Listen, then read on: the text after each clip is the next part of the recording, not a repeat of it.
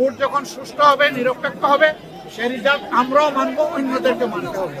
আজকে আলহামদুলিল্লাহ আল্লাহ তাআলা আমাদেরকে ভোট দেওয়ার সুযোগ দিয়েছেন। আমি মহান রব্বুল আলামিনের শুকরিয়া আদায় করি। আল্লাহ তাআলা এই ভোটের মাধ্যমে বাংলাদেশে একটা নতুন অধ্যায়ের সূচনা করে দিয়েছে, এটা দোয়া করি।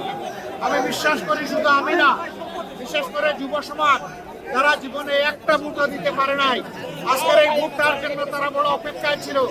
এই ভোটটা শান্তিপূর্ণ হোক, সুষ্ঠু হোক, সন্ত্রাস মুক্ত হোক, দখল মুক্ত হোক এবং সবার কাছে গ্রহণযোগ্য হোক, এটা আমরা দোয়া করি। এই ভোটের মাধ্যমে আগামীতে এমন সরকার গঠিত হোক, যে সরকার কোনো ব্যক্তি, পরিবার, দলের হবে না, বরঞ্চ যে সরকার হবে 18 কোটি মানুষের, জনগণের সরকার। আমরা সেই সরকার গঠনের ব্যাপারে আশাবাদী। আপনারা আমাদের জন্য দোয়া করবেন। আজকে এই ভোট দিয়ে আমরা এখান থেকে শুরু করলাম, পরবর্তী পর্যায়ে অন্যান্য কেন্দ্রেও যাব, একটু দেখব।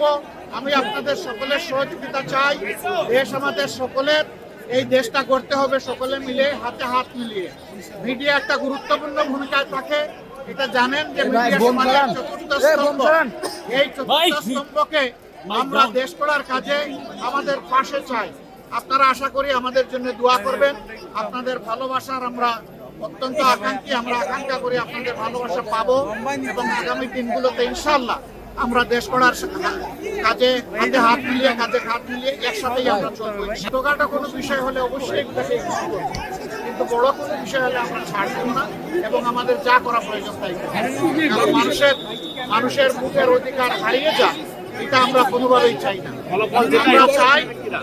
আমরা চাই সুষ্ঠুর মাধ্যমে রেজাল্ট যেটা হবে, সেটা ভোট যখন সুষ্ঠু হবে, নিরপেক্ষ হবে, সেই রেজাল্ট আমরাও মানবো, অন্যদেরকে মানতে হবে। এটাই গণতন্ত্রের সৌন্দর্য। আমরা এটা চাই, আপনারা দোয়া করবেন।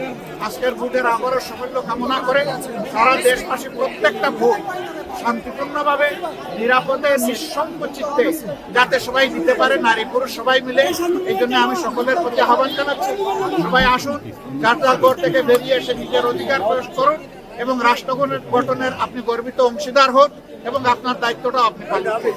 সবাইকে ধন্যবাদ।